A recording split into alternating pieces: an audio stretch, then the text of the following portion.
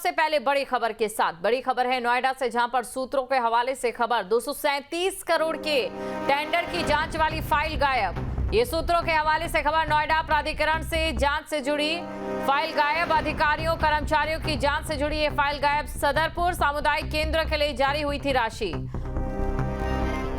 तो बिना काम के भुगतान के आरोपों की होनी थी जांच। प्राथमिक जांच में आरोप सही पाए गए थे। बड़ी खबर आपको बता रहे हैं, अधिकारियों और कर्मचारियों की जांच से जुड़ी एक अहम फाइल गायब हो चुकी है। जैसा कि सूत्रों के हवाले से जानकारी मिल पा रही है, बिना काम के भुगतान के आरोपों की जांच यहां पर की जानी थी। प्राथमिक जांच में आरोप सही पाए गए थे, तो प्राथमिक जांच में आरोप सही पाए गए थे। नोएडा से खबर, जहां पर 237 करोड़ के टेंडर की जांच वाली फाइल गायब। नोएडा प्राधिकरण से जांच से जुड़ी ये फाइल गायब हुई है। अधिकारियों कर्मचारियों की जांच से जुड़ी ये फाइल गायब। अब देखिए, अगर वाकई इस तरीके का मामला सामने आता है तो जाहिर तौर पर बड़ी किरकिरी होगी, और सबसे बड़ा सवाल ये कि किस तरीके से अगर कुछ यहाँ पर हुआ है तो उसे छिपाने की कोशिश की जा रही है। प्राथमिक जांच में आरोप सही पाए गए थे। हालांकि नोएडा से खबर आपको बता रहे हैं, सूत्रों के हवाले से ये बड़ी खबर है। 237 करोड़ के टेंडर की जांच वाली ये फाइल वो गायब हो चुकी है। नोएडा प्राधिकरण से जांच से जुड़ी ये फाइल है जो गायब बताई जा रही है। अधिकारियों कर्मचारियों की जांच से जुड़ी ये फाइल है। सदरपुर सामुदायिक केंद्र के लिए ये राशि जारी हुई थी। खबर पर अधिक जानकारी के साथ संवाददाता अमित चौधरी हमारे साथ जुड़ चुके हैं। अमित, देखिए, जाहिर तौर पर एक बहुत ही बड़ी खबर ही निकलकर सामने आ रही है सूत्रों के हवाले से। अगर वाकई ऐसा हुआ है तो कई तरीके के सवाल यहाँ पर खड़े हो रहे हैं।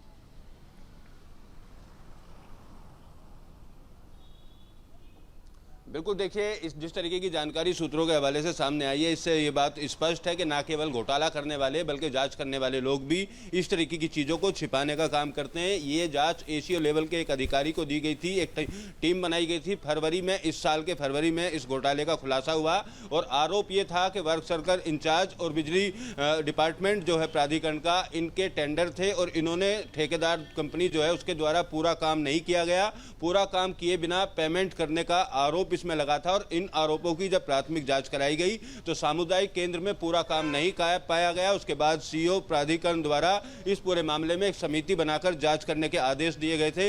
मार्च में जांच शुरू हुई और शुरुआती तौर पर जो जांच में शामिल समिति थी उसने इलाके के जेई को इसके लिए जिम्मेदार माना। जबकि पेमेंट होती है तो कई स्तर के अधिकारियों के सिग्नेचर उसमें किए जाते हैं, तो उस फाइल को रोककर वापस वरिष्ठ अधिकारियों की तरफ से भेजा गया और दोबारा से सही जांच करने की इसमें बात की गई थी। अब मार्च से नवंबर आ चुका है, लेकिन अभी तक जांच तो छोड़िए, अब उस फाइल के बारे में भी जानकारी नहीं है। जो सूत्रों के हवाले से जानकारी मिली है, एसीओ का तबादला हो चुका और तबादला होने के बाद जब उस फाइल के बारे में जानकारी जुटाई गई तो उस फाइल को कहां है इस बारे में कोई स्पष्ट बताने के लिए तैयार नहीं है। तो आप साफ तौर पर समझ सकते हैं कि जांच कराने वाली अगर फाइल गायब हो सकती है तो इस घोटाले करने वाले लोगों के खिलाफ क्या कार्रवाई कर पाएंगे, कब तक कार्रवाई कर पाएंगे, और पेमेंट सबसे पहले क्यों कर दिया गया। काम पूरा होने के बाद उसका ऑडिट किया जाता है। तमाम जो अधिकारी हैं वो जाकर देखते हैं कि जिस तरीके का टेंडर दिया गया था उसी तरीके से काम कराया गया या उसकी गुणवत्ता खराब है।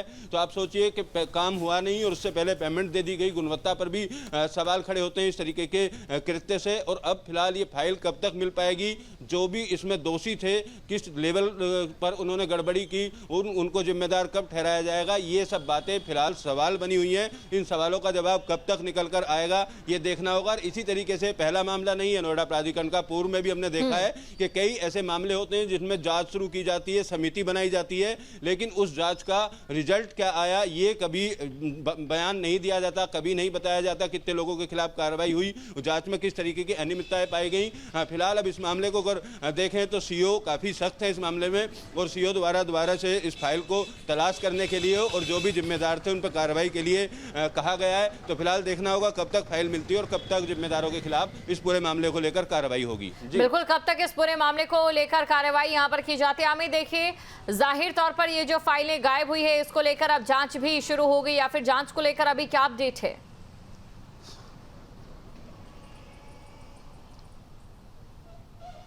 देखिए, ये पूरा मामला कल खुला है। पूरा मामला खुलने के बाद प्राधिकरण के अफसरों में चर्चा है इस पूरे मामले को लेकर के। आखिर 237 करोड़ रुपए का टेंडर दिया गया, जिसमें 40 लाख रुपए का टेंडर बिजली के काम कराने का था, और उस टेंडर में अनियमितताएं शुरुआती तौर पर पाई गई। जो सामुदायिक केंद्र बनाया जाना था, उसमें जो भी काम कराए जाने थे वो काम पूरे हुए बिना ठेकेदार कंपनी को पेमेंट दिया गया, और पेमेंट के बाद ये मामला काफी सुर्खियों में रहा था। फरवरी और मार्च में मीडिया में भी कई रिपोर्ट्स इसको लेकर आई थी, और जांच करने के आदेश की खबरें तो छपी, लेकिन समिति बनाने की भी खबरें छपी, लेकिन अभी तक उसमें कार्रवाई क्या हुई उसको लेकर कोई भी जानकारी प्राधिकरण के बाहर नहीं निकल कर आ पाई। और अब भी सूत्रों ने इस बात का दावा किया है कि जो फाइल जांच के लिए चलाई गई थी, जिसमें तमाम जिम्मेदार अफसरों के, कर्मचारियों के बयान दर्ज किए जाने थे कि आखिर ये पेमेंट रिलीज करने के लिए कौन कौन जिम्मेदार है, ऐसी क्या जल्दबाजी थी, वो फाइल ही गायब हो गई। तो बिल्कुल बिल्कुल अमित, शुक्रिया तमाम जानकारी को दर्शकों तक पहुंचाने के लिए। जैसा कि हमारे संवाददाता ने बताया कि इससे पहले भी इस प्रकार के मामले सामने आ चुके हैं, जांच कराई जाती है, रिपोर्ट बनाई जाती है, लेकिन ये रिपोर्ट सार्वजनिक नहीं होती है।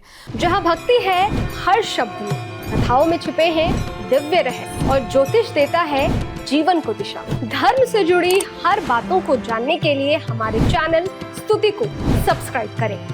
चैनल पर जाने के लिए इस लिंक पर क्लिक करें।